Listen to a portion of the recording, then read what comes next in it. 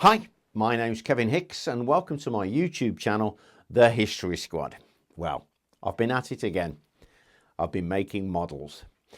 Now, what I'm going to do in the future is I'm actually going to cover for instance, the Black Death and also the campaigns, the Chevauchés that went down, Gascony, Brittany, and cover some of the sieges. Now, just a note, a great fun series to read is the Grail Quest series of Bernard Cornwell. I was actually used by Bernard as some of the research for those books, those series of books. So you could actually look at me and think, yes, it's an older version of Thomas of Hookton.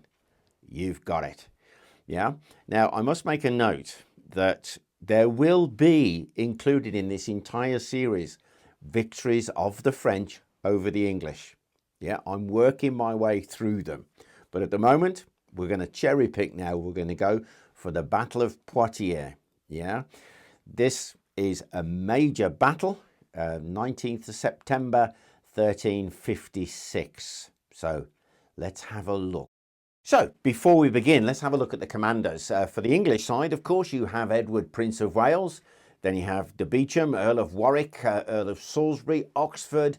And then a character who I might do an extra film on. He's the Captal de Buch, Jean de Rayleigh. He was one of the most noted commanders of the Poitiers campaign, but he was not English. He was n'est pas anglais. He was a Gascon, yeah, which is, of course, in modern-day France.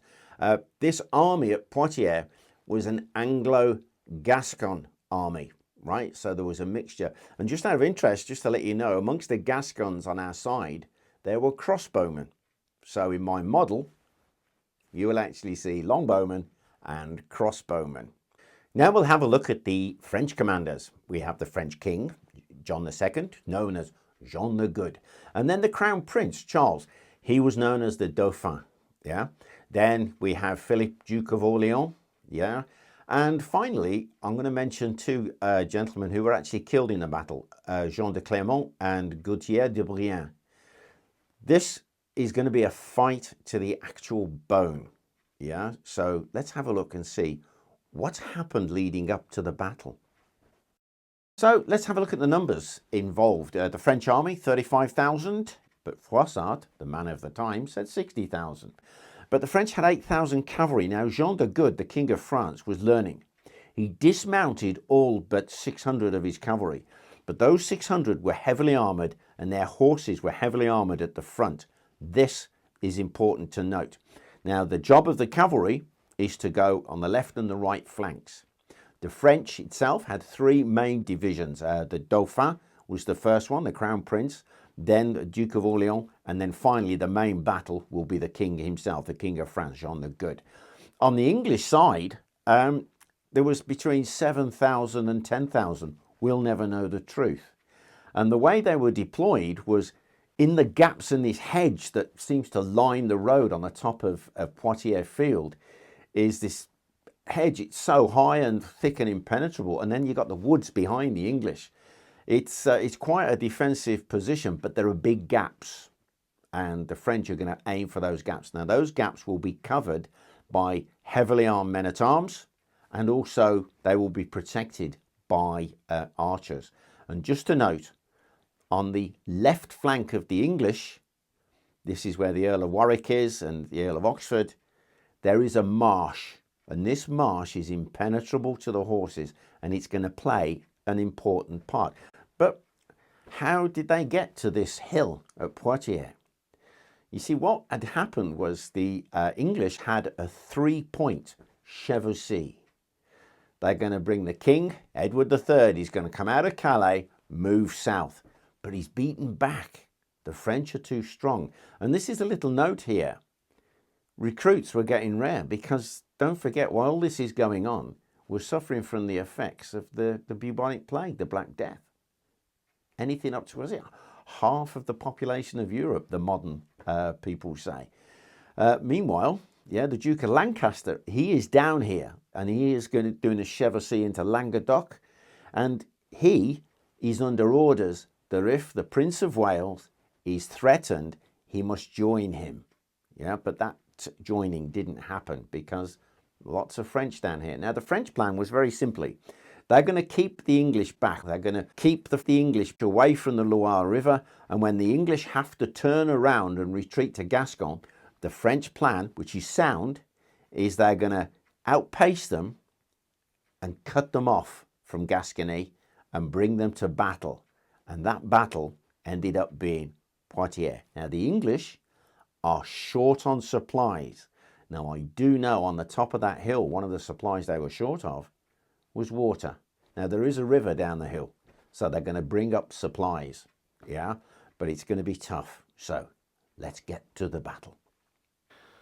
So, the battle begins. There was mass said in the morning, and everybody gets ready, and the French begin the battle. They send their cavalry round on the flanks, and they go straight for some of the gaps in the hedges. Meanwhile, the main French army advances. You have the Crown Prince, the Dauphin's division. He advances up the hill, crossbowmen on his flank. They are learning how to engage. The crossbowmen apparently had pavises. I haven't got any fixed yet for my model, but interestingly, the crossbowmen were the Genoese again. John II, John the Good, the King of France, he said, it's no good recruiting your local militia crossbowmen because they are like snow in summertime. They melt away. Interesting, eh? And they also had some Alpine troops, some Italian Alpine troops with them. So you can see the French army is quite a mixture. German, you got Scots, you got French, and also Italian. But as they advance up the hill, the oriflamme is revealed. So every English and Gascon on that hill know that the French are not going to take any prisoners. And I always think that's a bit counterproductive. But what happens on the left flank of the English, when the cavalry charge, the bowmen shoot straight into them. And one of the eyewitness accounts said the arrows smashed on the armour or deflected on the armour of the horses and the knights, went high up into the air and then dropped down on friend and foe alike. Now it's here that the Earl of Oxford ordered his bowmen to run out into the marsh. And these bowmen, some of them up to their knees, literally wade out into the marsh and begin to shoot into the sides of the horses and the knights. They're heavily armoured at the front, the horses. This causes chaos. It not only stops the charge and fetches men down, yeah, the Earl of Douglas, Robbie Douglas, by the way, who was commander here, the Scotsman, he is severely wounded, but he will be later removed from the field by his men. The cavalry being broken up on the right flank now scatter, and many of the horses charge across the front of the Dauphin's battle that's moving up the hill, and some of them smash into it, breaking it up slightly. Now the bowmen are pouring in arrows onto these divisions, and on the French left flank, the horses have got to go up quite a steep hill, and the bowmen there are well protected, and they can fetch the arrows in from the flank. So the cavalry charges are failing.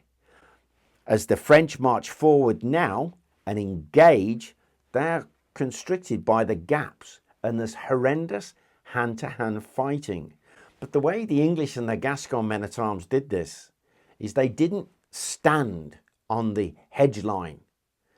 They were slightly back, which allows the French army in, but only a row at a time. If you've only got a frontage that'll fit into that gap, which is 8-10 men, as they come forward, there are English and Gascon men-at-arms on either side of them and at the front. And they're going to be hammered to hell. And as soon as those men begin to fall, the men behind can't get at them. So there's sheer carnage going on here. Now the king, John the Good, the King of France, can see what's happening. So he orders that his son's division be withdrawn and leave the field, and he takes his younger brothers with him. And there's what we would call in England a bit of a cock-up here, because the second division under the Duke of Orleans also retires from the battlefield. So that's 2/3 of the strength of the French. They are being harried by arrows as they pull away, but many of them return to the field. We'll never know the exact reason why Orleans actually left. He may have got the wrong orders or got orders mixed up. We will just never know. But what happens now is many of the men-at-arms and knights and soldiers from those divisions that left the battlefield now join the king's battle. Now the fight is really going to go some. They advance up. Jean the Good, King of France, he's going to go straight for the Prince of Wales. With the king, by the way, is one of his sons. I understand he was 14, right? And he's right behind his father. This is quite wow.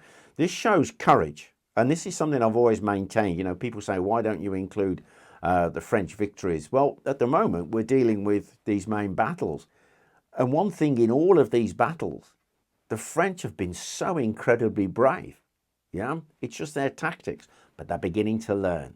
As they're advancing up the hill, the bowmen now, because they're on the flank, can actually inflict heavy casualties on the crossbowmen who are hiding behind their pavise. As the king comes up the hill, his men are suddenly greeted by the Prince of Wales division, who charge straight out of the gap because the Captal de Buch, with his 600 horses, has gone right the way around the battlefield and has come in and attacked King John of France's division from the rear and from the flank, smashing in to the weakest part. At the back of a battle, you have the weaklings, the guys who aren't that keen to fight. And as soon as the Captal de Buch hits them, the king's battle begins to disintegrate. So what happens now is bowmen who are pretty much out of arrows throw down their longbows and, together with men-at-arms from along the line, actually charge into the flanks of the French army. The French king, Jean the Good, and his men are surrounded. They fight so bravely, they really do. But when the oriflamme is hacked down and collapses to the ground, the French themselves see that the fight is lost. And the actual surrender of the French king is quite something. And I'm going to have to read this because it's from an original account. So just bear with me. He was a young knight from St. Omer. He was in the service of the King of England. He'd, in a melee or a bit of a fight, he'd murdered somebody when he was younger and lost all of his property in France and was expelled. So he was in the service of the king. His name was Denis de Morbecque. And he actually went to the king and says, you know, in very good French, obviously, "Sir, surrender, sire, surrender." And the French king said, "Who are you?" And he introduced himself.